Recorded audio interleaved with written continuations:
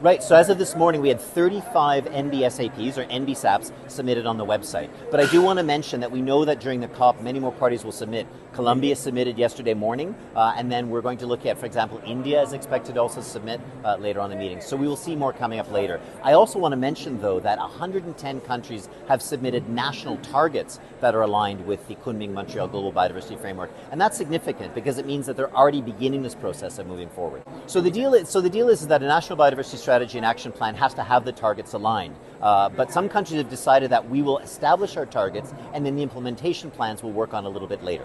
Okay, so for the countries who have not managed to submit their plans, how the CBD is going to help them or give them incentives to kind of work and update their plans? So there are a number of initiatives that we do in partnership with others. There was an early action program with UNDP and UNEP and the German Development Cooperation Foundation. There's the NBSAP Accelerator project that helps them move forward as well. So we're supporting other agencies that are getting the resources to help people move forward. The other thing is under our program of work on technical and scientific cooperation, that's also meant to help move forward on that as well. So we're hoping that people submit more during COP, but we will give them assistance to do this in the months to come. For the countries who have not submitted their plans, will they be able to apply for the Global Biodiversity Framework Fund, GBFF? Yeah, the Global Biodiversity Framework Fund is different. You can still submit plans in that area if you've got that going. And they can still apply for those funds. Those funds as well. Are there any benchmarks for nations to be able to be eligible for those funds?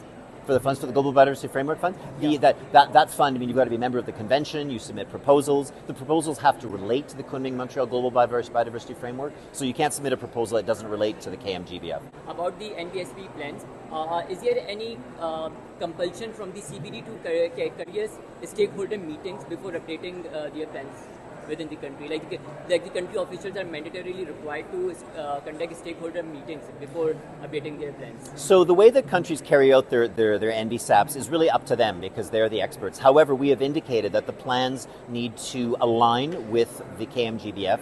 The plans need to incorporate the necessary stakeholders and groups, which means a whole of society alignment. The ways that countries do that is up to themselves as well. But I think it's very clear that the most successful ones are extensive consultations. Yeah.